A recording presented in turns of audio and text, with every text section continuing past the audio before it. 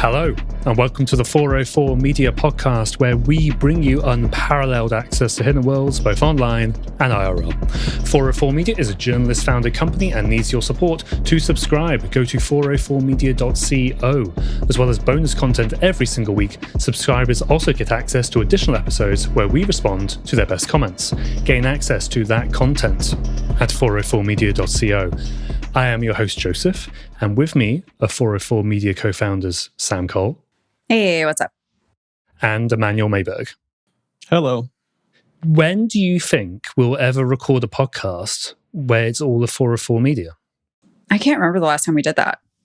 It's been like weeks, right? Early August, probably. Oh my God, that's crazy. We're not trying to avoid each other. It's just that I thought this was going to be a little bit quieter around our 1 year anniversary, and we are still going to record our subscribers only 1 year podcast. But now Jason's very busy with travel as well. So soon, we'll see how it goes. But to get to the stories for this week, a ton to talk about, especially with this one, a massive policy change at well, I think we call it a social network rather than a secure messaging app now. The headline is, Telegram changes policy, says it will provide user data to authorities. I think many listeners will know that Telegram has a reputation for not providing data to the authorities. That is now apparently changing, allegedly changing. I guess we'll see. But this is what their policy now reads, quote, if Telegram receives a valid order from the relevant judicial authorities that confirms you're a suspect in a case involving criminal activities that violate the Telegram terms of service, we will perform a legal analysis of the request and may disclose your IP address and phone number to the relevant authorities. Before, it just said, if you're a terror suspect, we might do this. Also, this has never happened before. Obviously, this shift in language and shift in policy comes after the French authorities arrested Telegram CEO Pavel Durov, and we'll get into that context a bit more as well. I just wanted to ask both of you first, starting with Emmanuel, how would you describe Telegram as it relates to sections of its user base and crime, and maybe some of the stories you cover, or even just ones you've seen? Like, what is Telegram to you when it comes to some of its shadier user base? So in my world of non-consensual content and the people who make it and sell it and share it, Telegram is just a place where you can do that with very little repercussions. And also there's some easy ways to monetize on Telegram. And also a lot of the Notify apps that we talk about, they have a web presence, but the way they work is that you enter a Telegram channel and there's a bot there that actually does all the work and is how those images are delivered. In your world, and like this description, I think overlaps with some of what I cover. I mean, the way I would describe Telegram, it's like Discord, but more evil. Like Discord, for all its flaws, has really responded to stories in the press and researchers saying what is happening there and shutting that stuff down fairly quickly. They're also very responsive to our requests. And Telegram offers a lot of the same features, and also is discoverable in the same ways. Like people share links that let you join different groups. But basically, up until this point, offered as close to zero moderation as you can find on the internet without going to like the dark web or something. Yeah, totally. Sam, have you had similar experiences when looking into stories that sort of intersect with Telegram? Like, what have you seen on the platform as it comes up? I mean, pretty similar. It's like, I think the only time I've really interacted with the app is when we're like doing a deepfakes story. So that's like Emmanuel said, it's like that's where a lot of this stuff goes down. I find it like hard to use, hard to get into in the same way that like Discord might be for people who aren't used to using Discord. Like there's like a learning curve to me personally. So like, I don't know, maybe that's why more people aren't on it for like normie purposes. Like they might be on WhatsApp or even like Signal. It's like, I don't know. And it's like you described it as more of a social network in one of your recent stories, which I thought was interesting. To me, it's like, oh, this is a chat app, but you're right that it is. It's like, it's more like a board or a social network than it is anything else, which is, I thought that was an interesting framing of it. But not obvious to me, but it's obviously right. Yeah. Well, I think I got that from a manual, to be honest, if I'm remembering correctly, or somebody sort of recontextualized it as that. And it has come from how I see the app is used. So I'm in these very large, well, there's two things. I'm in these channels, which are owned by, one or a few administrators, and they're followed by hundreds or thousands of people. And here hackers will publish details about their latest breach, or they'll try to intimidate their rivals, or they'll, shit talk each other, that sort of thing. So there's sort of that broadcast capability, which is pretty unique. Like you don't really have that like on other social networks. But then there's also these massive group chats, again, often with thousands of members. And here, criminals are selling their services. They're getting into beefs with one another. They're coordinating. They're commissioning acts of real violence. And, some of the most significant data breaches that we've seen probably over the last 12, 14, 18 months have had some sort of Telegram nexus. And I do think the social network stuff applies definitely more here than it does for Discord, because I kind of hate the Discord UI. I don't really know how to navigate it, to be perfectly honest. But I have Telegram open right now. I'm going to just type in KYC, which is know your customer. I'm going to type in KYC bypass. And now I've just got a bunch of channels which tell you how to do KYC bypass. Like, is that easy to find something which is criminal in nature? And funnily enough, I just went to one of these channels and it looks like they wiped all of their messages, which I think we'll probably get to in a minute. So it's not like Signal, in which that's very much geared for one-on-one communication, or it does group chats as well, right? And some people are moving over there. But it isn't like a bulletin board, sort of as you suggest, Sam. And like Telegram is much, much more like that. Absolutely.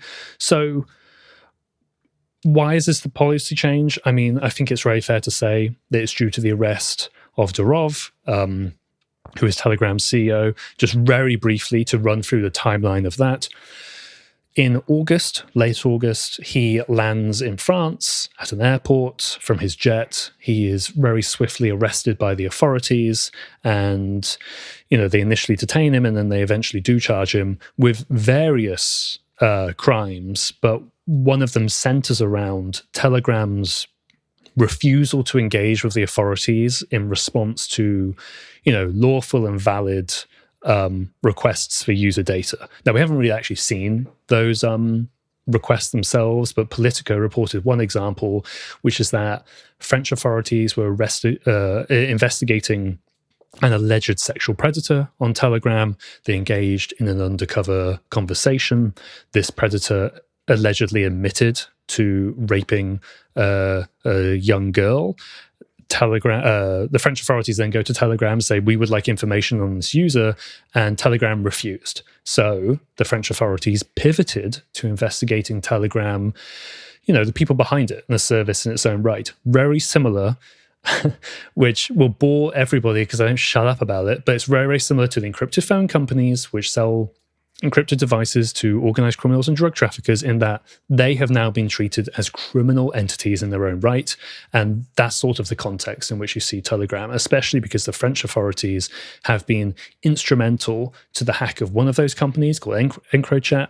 And even, we're not even going to talk about this story, but we also covered this week, authorities hacked another encrypted phone provider and platform called Ghost. The French authorities were instrumental in that as well.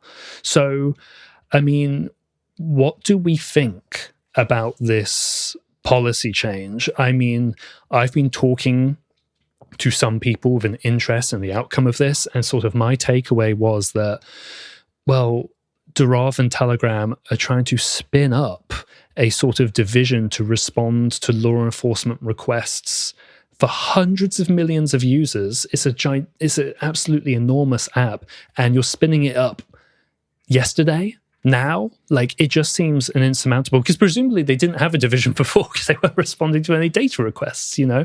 I mean, Emmanuel, what do you think? What do you think of this? Do you think people are going to be worried in your channels? Do you think they should be worried? Or is it kind of different for you because you're sort of on the deepfake side, which isn't necessarily criminal, and I'm on like the clear criminal side, if you see what I mean?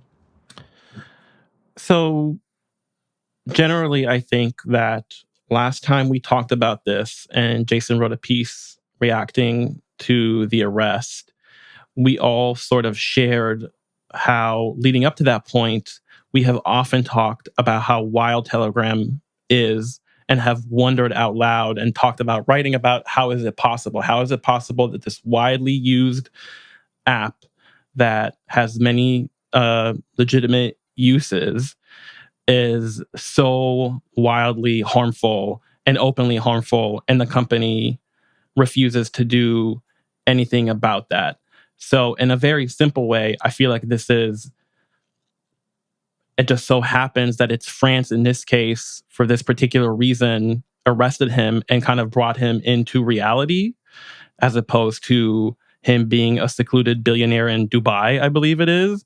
And it's like, yeah, if you want to be traveling around the world where there is law enforcement that cares about this stuff, then it's like you're going to have to do something about your wildly harmful app. And I think that's fair. I'm curious if you think there is like some dangers to this decision, but I see it as just like getting in line with all the other major players in this space. In terms of like what I'm seeing in the communities that I follow, the legality of it depends on where you are. And that is one thing that people are talking about, right? So people are reacting to the news. Everyone's sharing the news and joking about it. And some of what I'm seeing is, well, in my country, these deepfake, non-consensual images are not illegal, so I'm fine.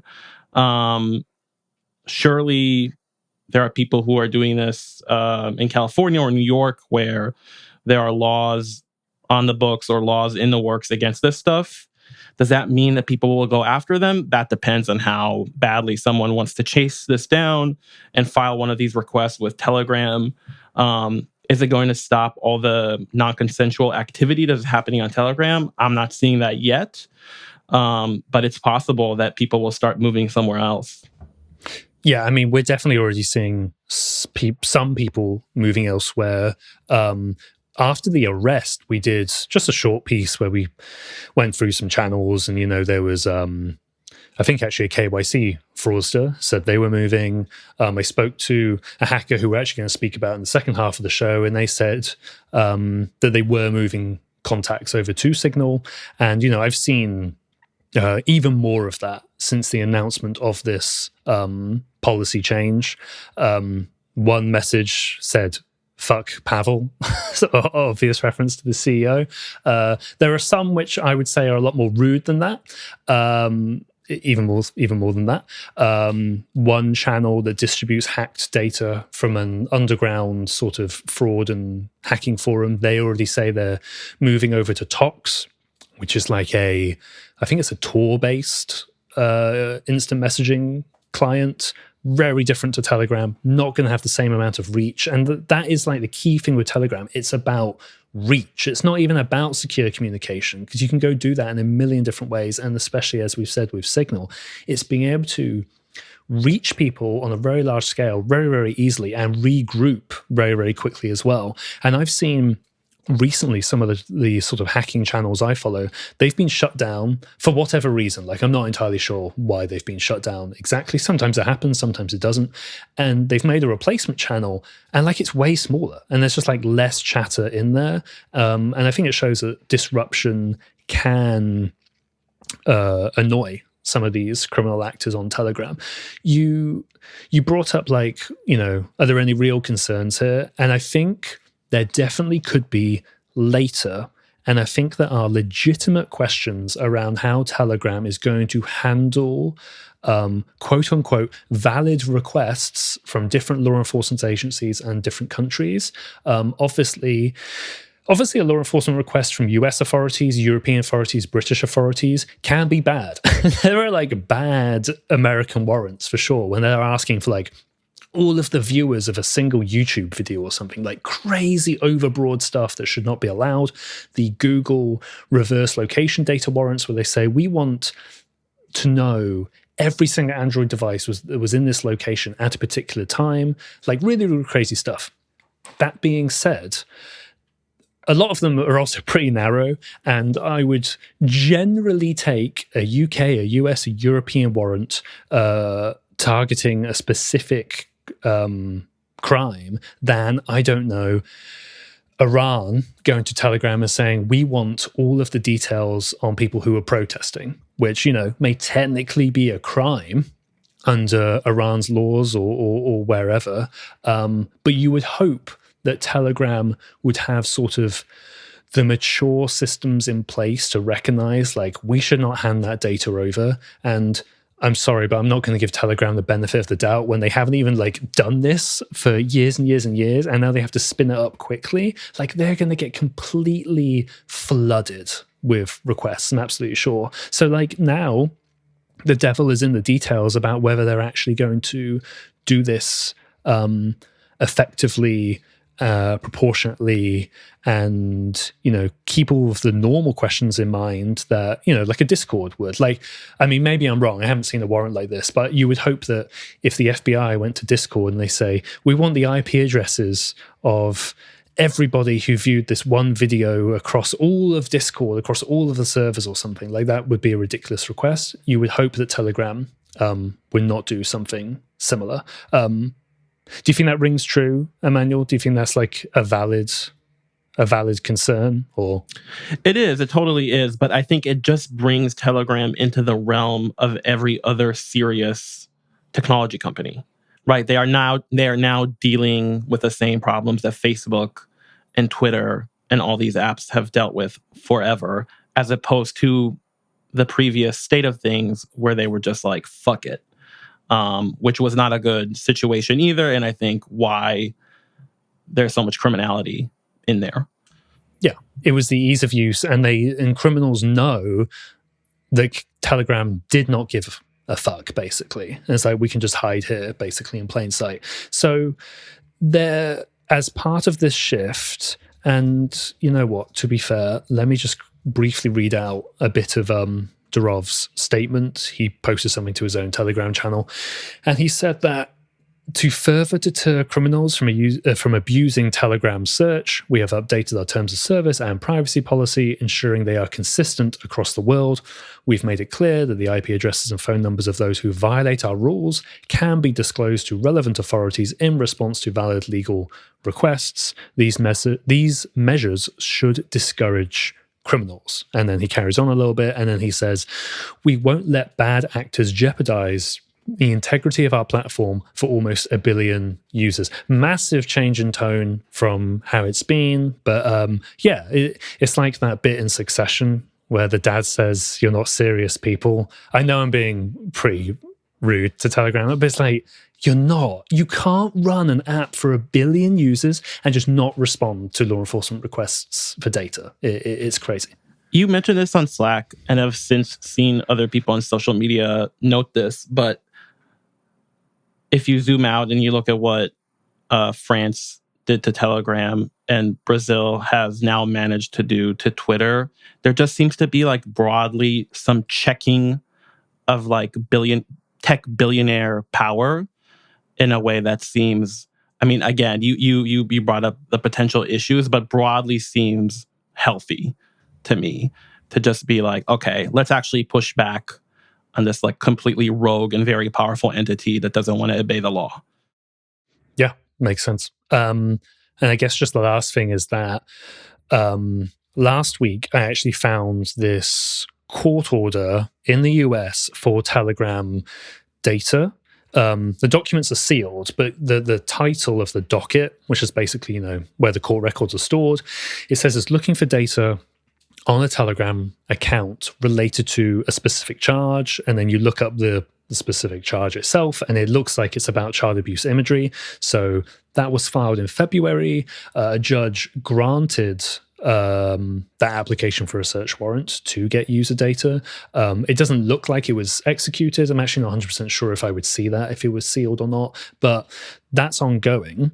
And the reason I bring that up is because there is a bot on Telegram, an official Telegram bot from the company itself, where you can go and request transparency reports from the company, same as Signal. You go to, I think it's signal.org/bigbrother. Maybe I'm getting that wrong, but they publish like court orders or subpoenas or whatever that they've received for user data. And often there's a gag order for a certain amount of time, right? But they eventually publish it. They include their response and that sort of thing, and that's good to see. I was wondering, does Telegram do similar? I go to this bot last week, and it just says, please come back later. This bot is currently under maintenance on 18th of September. I was like, this is not the time you want your transparency bot to not be working. But it turns out maybe they were doing a lot of stuff behind the scenes, because over the last few days, and I literally just checked it now while we were recording, it now says, we are updating this bot with current data. Please come back within the next few days. So I'll be checking that every day. And I'm sure any journalist who I've just unfortunately tipped off to this, listening to this, is now going to be doing the same. But yeah, I'm definitely going to keep an eye on that. Because if they start publishing transparency reports about how many data requests they've got, I mean, that will be very, very interesting, right? All right. Let's leave that there. And when we come back, we're going to talk about how investigators and researchers are circling around a particular high-profile hacker, let's say. We'll be right back after this.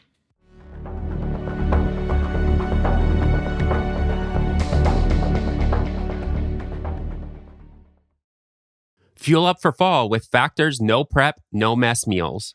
When I need something quick and healthy in the middle of a busy day, I make a Factor meal. Meet your wellness goals thanks to the menu of chef-crafted meals with options like Calorie Smart, Protein Plus, and Keto.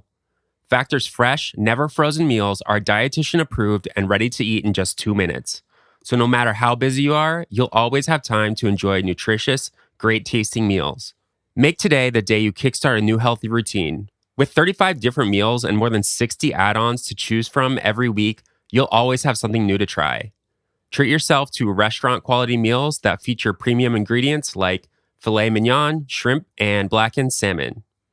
And for me, this is the big one. With Factor, you keep kitchen time to a minimum. Factor meals are ready in 2 minutes. No shopping, prepping, cooking, or cleaning up. Head to factormeals.com/404media50 and use code 404media50 to get 50% off your first box plus 20% off your next month. That's code 404media50 at factormeals.com/404media50 to get 50% off your first box plus 20% off your next month while your subscription is active. We talk a lot about building a sustainable media company, which means doing our best to keep costs down. And it's better when I can make a simple switch to save myself money. No hoops, no BS. Mint Mobile makes it easy to get wireless for $15 a month with the purchase of a 3-month plan. Turns out, the longest part of the process is the time you'll spend on hold waiting to break up with your old provider. To get started, go to mintmobile.com/404media. Right now, all 3-month plans are only $15 a month, including the unlimited plan. All plans come with high-speed data and unlimited talk and text delivered on the nation's largest 5G network. You can use your own phone with any Mint Mobile plan and bring your phone number along with all of your existing contacts. Find out how easy it is to switch to Mint Mobile and get 3 months of premium wireless service for $15 a month. To get this new customer offer and your new 3-month premium wireless plan for just $15 a month, go to mintmobile.com/404media. That's mintmobile.com/404media. Cut your wireless bill to $15 a month at mintmobile.com/404media. $45 upfront payment required, equivalent to $15 a month. New customers on first 3-month plan only. Speed slower, above 40 gigabytes on unlimited plan. Additional taxes, fees, and restrictions apply. See Mint Mobile for details. Lumen is the world's first handheld metabolic coach. It's a device that measures your metabolism through your breath. And on the app, it lets you know if you're burning fat or carbs and gives you tailored guidance to improve your nutrition, workouts, sleep, and even stress management. I've got a Lumen, and first of all, it's really easy to set up and use.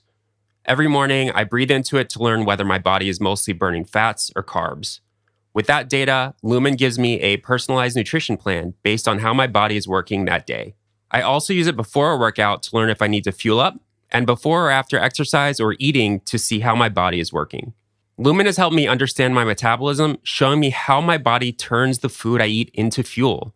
And it's helping me work toward increasing my energy levels, feeling better during a workout, and even sleeping better. So if you want to take the next step in improving your health, go to lumen.me/404media to get 15% off your Lumen.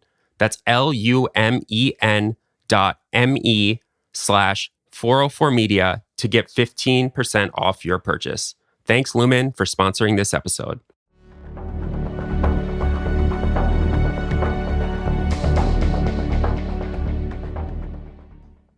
All right, and we are back. Here is one I wrote.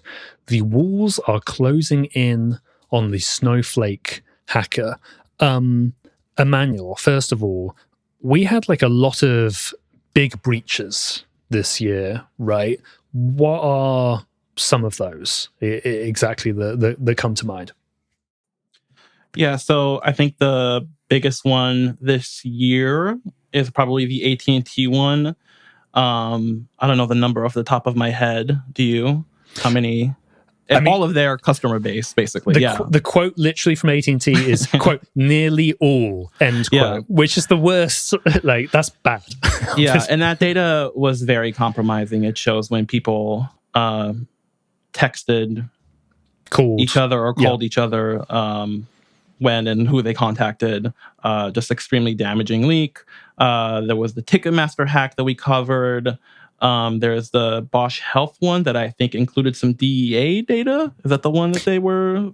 Yes, and the DEA numbers are these little unique numbers that the DEA gives to all doctors in the US so they can be able to get prescription drugs, basically, because they're controlled substances, that sort of thing. Right. Yeah. So there was Lenny Tree and there were others, but the thing that they all have in common is this company that you mentioned in the headline called Snowflake. And I was hoping that you could once again explain to me what Snowflake is and why it is playing such a central role in all these hacks before we get to the actual subject of the piece. Yeah, and I'm not going to lie, I did not really know about Snowflake until these breaches, basically. It is one of these software as a service platforms where, you know, instead of storing all of your data on your own servers, because maybe you literally don't have the space, it can be very expensive, you want to move it into the cloud, obviously, right? And Snowflake is one of those. Like, it's not exactly the same as an AWS or something like that, but if you think about how we've often covered where there are like exposed S3 buckets from AWS, Amazon Web Services containing sensitive data, it's kind of like that. I mean, we'll get into how the hacker gets in exactly, but something that links all of those breaches together is that they all relate to data that was being stored in/on Snowflake. And this caused massive problems for Snowflake earlier in the year because, I mean, kind of justifiably so until you get the actual facts. But it was people were suspecting that Snowflake itself was breached, but it turns out it was much more about individual accounts, in the same sort of way that if you see that maybe a Gmail account has been hacked, it's like, well, it's less likely the Gmail itself was popped. It was like somebody got into that individual account, basically. Does that make sense? Oh, it's also a data warehouse. I think that's the buzzword I'm supposed to say. Yeah. So it's all these companies have accounts, let's call them, with Snowflake, and this hacker is getting into those accounts and pulling the data from Snowflake. But the data belongs to these individual companies. They just all happen to do business with this one service provider called Snowflake that we never heard of, but is obviously very critical to how a lot of our data is stored and kept safe. Yeah, basically. And I mean, I guess that leads to how this hacker got. Before we get to the hacker, I'll just say briefly how they got in, because it's a little bit technical. So I brought up AWS before, and that was often just where people would put data onto these servers, and it would be sat there basically on the open internet. There would be no authentication. There would be no login. You could just go to it and start pulling data. Snowflake is different in that these breaches relied on, credentials, passwords, basically. And the hacker was taking Snowflake credentials and logging in lots of the cases. I mean, I'm hesitant to say all because I don't know each breach in great detail, but at least in a lot of them, there was no two-factor authentication. And actually, one of the big shifts that Snowflake did was that it made multi-factor authentication mandatory for new accounts on the platform. But I think that was months, weeks, but I think months after all of this massive drama from the company. So how did this hacker get in? Well, it goes back to something I'm becoming increasingly obsessed with. Basically, I think there's a lot of room for more stories around this phenomenon, and that's called info stealers. And these are pieces of malware that infect typically Windows PCs, cringe, and they are distributed in cracked software, pirated software. Don't go downloading like a pirated Photoshop or something like that. I don't care about the theft. I care about they may include malware. And these harvest people's login credentials, but also sometimes like their browsing history, take screenshots of their device, all of that sort of thing. And these then get uploaded to Telegram. Again, this is why we're also bringing it in.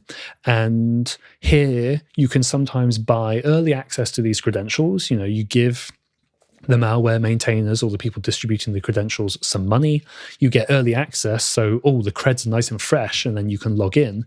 Or you wait a little bit, and then they're freely distributed on Telegram. I mean, again, I have Telegram in front of me. I have a nice folder that a security researcher made for me of all of these different channels. I'm going to click one. I'm going to scroll down to the bottom, and it says, here's a combo list of gmail.com logins. And these were probably harvested from InfoStealer malware. You take those, you log into Gmail, and you're fine. And again, that's not a breach at Google. It's that the individual computers of people were hacked, they stole the creds, and they uploaded. So go ahead, Emmanuel. We have to change the branding on info stealers. This is why people are not aware of it. What is an info stealer if not a hack? What is a hacker if not a stealer of information? Yeah. You know what I mean? Yeah. It's too generic. We need a better branding for this. But sorry, go on. No, you're right. And I initially didn't really pay attention to it because it was like, oh, malware steals credentials. I'm like, yeah, duh. Obviously it does. It's like banking Trojans we've had since what? The late 90s or whatever, or a very, very long time. It's like, yeah, malware steals data and login credentials, but it's now both the distribution of those creds, a lot through Telegram, and how it's dramatically lowered the barrier to entry for hackers to just take those. They download a file, they then search through them for Coinbase or whatever, or in the case of Snowflake, potentially, you just type in snowflakecomputing.com or the domain or whatever, and then you have the credentials and you log in. And according to Mandiant, the cybersecurity company that's been looking into this hacker, that's how he was able to do it. Just be able to take InfoStealer credentials and log into these Snowflake instances. So there's all this chaos, like global, national chaos, all these companies, millions of customers all this personal information, and at the center of it is like just a little guy, right? It's just like behind all of this stuff is just a dude. And before we talk about how it seems like time may be running out for him, what do we know about this person? What is like any biographical information we have about like this agent of chaos this year? Yeah, I mean, you're absolutely right about the chaos and everything I said about it causing a great amount of disruption for Snowflake, but also the individual victims as well. So this hacker goes by a lot of different names. ZFA was one. I've known them under various other ones as well. The one we'll just use for the benefit of this conversation is Dudish. That is a handle they've been using for some time. And this person has been in sort of the wider hacking scene for a long time, it seems. Brian Krebs reported that they were on some sort of sim swapper, almost like a billboard chart, almost like a high score sort of ranking that ranks like how much money each one has made. And this person was relatively high. When I spoke to associates of them, they also brought up that they likely met another hacker called John Binns through sim swapping. John Binns also worked on the AT&T breach, and he allegedly also hacked T-Mobile somewhat recently. He is an American, currently was living in Turkey. Now he's detained in Turkey.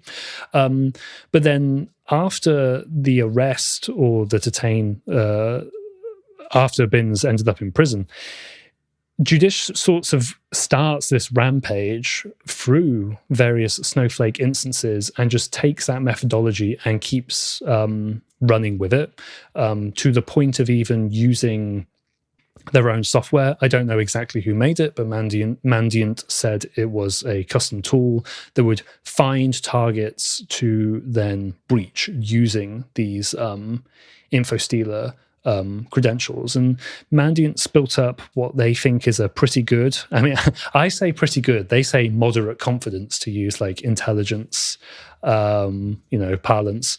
And they suspect that he is a 20-something male, likely in Canada, likes video games, likes geopolitics, and also likes cat girls. Sam, what is a cat girl? Because this was like a point of contention even while we were editing the story. Okay, I would love to get off the bench and tell you what a cat girl is.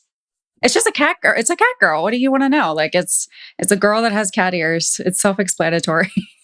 Well, that's what I thought. And then I got very confused when like Jason and Emmanuel were asking me in the copy, like, they were fucking with you. Okay. We were trolling. We were just like, I'd love to see Joe briefly define a cat girl for the audience. And I don't think I even did. I didn't. No, I was just you like, didn't. Fair. It is self-explanatory. Yeah. I mean, there's a Wikipedia page for cat girls, which I learned through the process of, because Emmanuel was like, we need a link here. And I was like, well, what would the link be for this? It's an anime thing. Yeah. It's girls with cat ears. Yeah, I don't know, exactly. You can't, listeners can't see me, but I'm making cat ears with my hands. And Judish does often have an anime image as their profile picture. I just want to note also that it's funny that you said that he's been doing this for a long time, because he is, we assume, 20-something. So possibly has been in the game since he was a teen. Yeah, which applies to a lot of people nowadays. Mm-hmm. Yeah. So why do we think the walls are closing in on him? So it's a combination of a few different things. As I sort of alluded to, Mandiant, the cybersecurity company, has been looking into Judish for a while. Specifically, there's a researcher called Austin Larson who gave a talk at LabsCon, which is a cybersecurity conference in Arizona, one of these smaller ones that looks pretty great. To be honest, maybe I should try to go to these rather than spending all my time in Vegas and getting exhausted from just eating Starbucks all the time and like desperately trying to find some healthy food. But he has been reading Judicious Telegram messages for months and months. This includes the public ones, which everybody can see, I can see. You just go to these Telegram groups and you start reading. It also includes some private ones as well. But crucially, Mandiant isn't just observing from sort of that perspective, because Mandiant often works on the incident response to a hack, which is they send people out to, I'm just saying hypothetically, AT&T or LendingTree or whatever those breaches were that Mandiant may have worked on. They can go there and figure out how a hacker got in, respond to the incident, and that also gives them a lot of data, like, well, what IP addresses were used as part of that intrusion. Maybe there were other sort of digital fingerprints the hacker left behind. So they're building up this picture, not just of who the person may be away from keyboard in real life, but sort of their activity as well, sort of when it comes to actually breaching companies. And what the hacker would do as sort of normal procedure, and I should have said this already, but they're an extortionist, as in they're not just hacking companies and stealing data for the hell of it. They will go in, they'll steal data, they will then contact the company in, I think, a various number of ways. And they will say, I have this very sensitive data from you. I will delete it if you pay me a lot of money. And Wired reported that AT&T did pay several $100,000 to the hacker to have that data deleted. And as part of that, the hacker would often make these videos that would prove it. It would show their screen and they navigate to the data and they would remove it. And then, that would be sort of the insurance that the data had actually been removed, and then the company would pay. But what the hacker has done is a series of like pretty bad mistakes in those videos, where at least one of them included their host name, which is basically the name the computer uses to identify itself on a network.